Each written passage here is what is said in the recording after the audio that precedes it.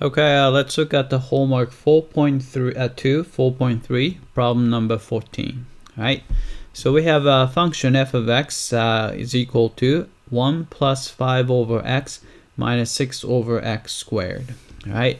Part A, we want to find the vertical asymptotes. Right. So a vertical asymptote is actually easy to find because there's x on the bottom. So when x equals 0, these two guys will blow up. So x equals 0 is one of them. Right. Then horizontal asymptote. Alright, so in order to find horizontal asymptote, we let x go to infinity or negative infinity. Alright, so if you take the limit of this function as x goes to infinity, you can see that this guy goes to 0 because 5 divided by infinity is going to approach 0. And same thing here, 6 over infinity squared is going to approach 0. So you just get 1 left. So y equals 1 is the answer. Alright, so let's check part A first. Alright, it came back and looks like we got part A correctly. Alright, so let's do part B. Alright, so find the interval where function is increasing and the function is decreasing. Alright, so let's do that. Alright, so in order to find the interval where function is increasing and decreasing, we have to find the derivative first. So we take the derivative. Actually, before we do that, I don't like the way it looks. So I'm going to rewrite it as 1 plus 5 times x to the negative 1 power and a minus 6 x to the negative 2 power. Right, so let's take the derivative. So f prime of x is equal to, right, so derivative 1 is 0 since it's a constant, so put negative 1 in front, so it's going to be negative 5 x to the negative 2, right, put negative 2 in front, so that's going to be positive 12 x to the negative 3 power. Right. Then in order to put these guys together, I'll probably write it as let's say negative 5 over x squared on the bottom because it's a negative power, and a plus 12 over x to the x cubed. Right, take the common denominator, so that would be x cubed. Right, so we have to multiply top by x, so it's going to be negative 5x and plus 12. Right, and so we want to set that equal to 0. And which means that let's see, negative 5x plus 12 equal to 0. Then subtract 12 from both sides, so negative 5 equals negative 12. Then finally we can just divide through by negative 5. So x is going to be equal to 12 over 5. Negative sign cancel out. Alright, then also derivative is undefined at x equals 0, so f prime of 0 is undefined. Alright, so when you do a number line, so let's do a number line here. Right, so when you do a number line, we have to put a tick marks at critical number x equals 0, of course, here, and x equals 12 over 5. Alright, then we can just look at the sign of f prime. Alright, so let's try anything less than 0, so f prime of negative 1. Right, then we just have to look at the sign right here. Negative 1 on the bottom is going to be negative, right? If you put -1 times -5, positive 5 plus 12 is positive. So it's going to be positive over negative. So it's going to be a negative sign here, right? So that's negative. All right, if you look at the f prime of, let's say, 12 over 5, so we can try 1. All right, so if it's 1, x cubed on the bottom is positive. And 1 and the -5 plus 2 is positive. Positive over positive is positive. All right, so we have that. All right, so anything bigger than 12 over 5, so we can try f prime of, say, 3. All right, so 3, that's positive. So that's going to be, so -5 times 3, so -15, so it's negative. So here's negative here. All right, negative over positive would be negative. All right, so that's that. All right, which means that so it's decreasing. So if you look at the original function, right, so this would be decreasing here and increasing here and decreasing there, right? So increasing between 0 and 12 over 5, everywhere else is decreasing, right? Let's type it in. All right, so interval of increase, increasing between 0 and 12 over 5. Well, actually, I meant 12 over 5. All right, and then interval where function is decreasing, it's going to be negative infinity to 0 and union 12 over 5 to infinity. All right, so let's check the answer. All right, it came back and looks like we got part B correctly. All right, so let's work on part C. All right, find a local max and a local minimum value. All right, so let's do that. All right, so local maximum value, local minimum value, looking at this, so decreasing to increasing. So you would have a local minimum here, right? Then increasing turned into decreasing. So here you will have local maximum, right? So let's find the corresponding value. So f of 0 right here would be plugging in 0. Actually 0, I have to take that back, right? When you would have a vertical asymptote there, so this is actually not a local minimum because at 0 function is not defined, right?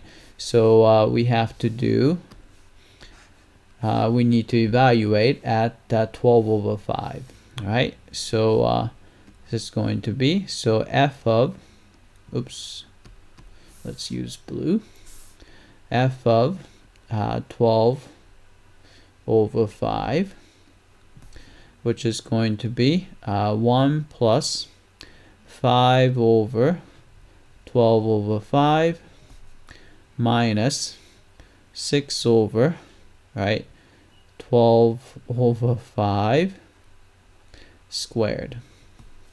All right, so this is going to be 1 plus, all right, so it's 25 over 12, right, minus, all right, so that's going to be 6 times, right, 12 squared is 144, all right, then 5 squared would be 25 times, so it's 25 here. All right, so this is going to be, all right, I'm going to take the common denominator 144, all right, so 1 is 144 over 144, all right, plus, all right, so we have to multiply by 12, so 12 would be 300, right, minus, Right, so this is going to be let's see, so if you multiply by 6 and 30 and 150, right, so this is going to be 144 plus 150, so 194 over 144, right, divide by 2, right, so divide by 2, so it's a 72, right, divide by 2, 997, right, and that's about it. All right, so answer is 97 over 72. All right, so let's put that in. That's a local max. All right, so local minimum value does not exist. All right, and this is was 97 over 72. All right, so let's check the answer.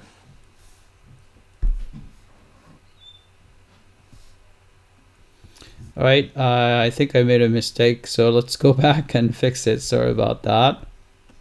Okay, I found a mistake. Sorry about that here.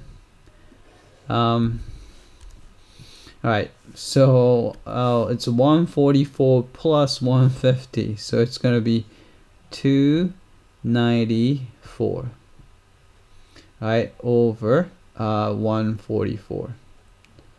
Alright, so divide by 2, so it's a 147, and divide by 2, and then we're going to get 72.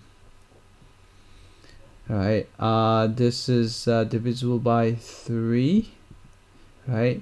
So 3 times 4 gives you 12, and 27, and 3 times 9 is 27, and divide by 3, 2 and 4, 24. Alright, 49, let's see, so I think that's it. So it's going to be a 49, which is 7 times 7, and 24 doesn't have 7 in it, so we have 24. Alright, so let's type it in.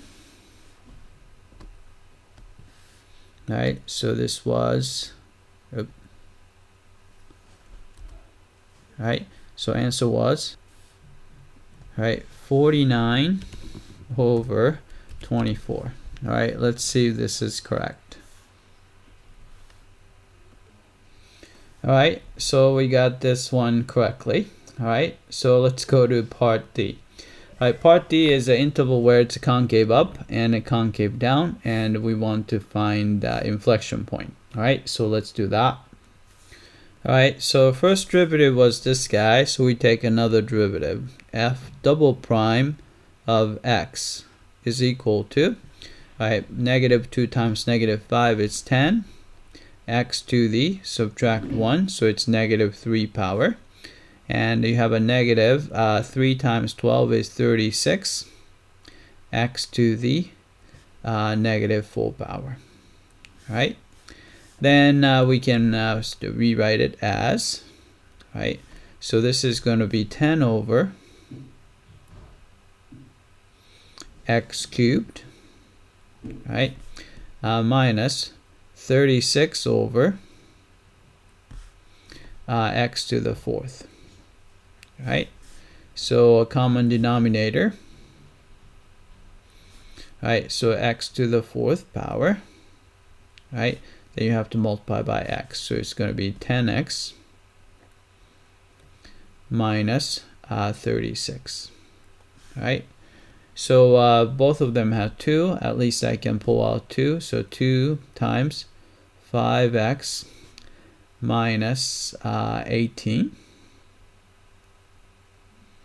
over x to the 4th, right? Right, set that equal to 0, so you can see that x is going to be equal to 18 over 5, right? Then let's do a number line. Oops. Right, let's do a number line.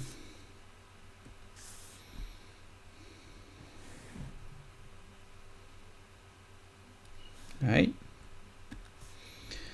All right, so tick marks would be, of course, we have to have a tick marks for 0, and also 18 over 5. All right, then we look at the sign of the second derivative, right? So we can try f double prime of -1, right? So if it's -1, so this is actually always positive, right? Because it's the even power. If you put -5, so it's going to be negative, right? So that's going to be negative here. All right, then we can try anything between 0 and 18 over 5. So I'll try 1. All right, if you put 1 here, it's going to be negative, right? Then it's positive, so it's still going to be negative here. All right. So f double prime of something bigger than 18 over 5. So we can try 4. So 4. All right, so then it's going to be positive here, and denominator is always positive, so you have a positive here. All right. All right, therefore you have a concave down shape here and a concave up shape there. All right, so let's type it in. All right, concave down on interval from negative infinity to 0, and also let's see, and from 0 to 18 over 5. All right, and the concave up shape would be from 18 over 5 to positive infinity. All right, then we have to find inflection point, so let's do that first. All right, so inflection point would be, right, so right here. So concave down to concave up, so inflection point. All right, so inflection point would be f of, let's see, we have to plug in 18 over 5. All right, so this is going to be 1 plus, right, 5 over 18 over 5 minus 6 over 18 over 5 squared. All right, so that's going to be it's going to be 1 plus, right, 5 times 5 is 25 over 18, right, and minus, alright, so it's going to be 18, one of the 18 cancel out, so you're going to be, let's say 18, 3 times 18, so it's 24, 3 times, so 54, right, and the 5 square would be 25, right. Then we take the common denominator, which is going to be 54. Right, so 1 is 54 over 54, and plus 25, we have to multiply by 3, so it's going to be 75. Then we subtract 25. Alright, so that's going to be, so that's 50, and so 104 over 54, right? Divide by 2, so 52, divide by 2, 27, right? And I think let's see, 3 times 3 times 3 times 3, this guy doesn't really have 3 in it, so that's, I think that's it. So it's a 52 over 27, right? So let's plug it in. All right, so it's 18 over 5 comma, and 52 over 27. All right, so let's check the answer. All right, it came back and looks like we did part D correctly. All right, that's it. I hope that this was clear.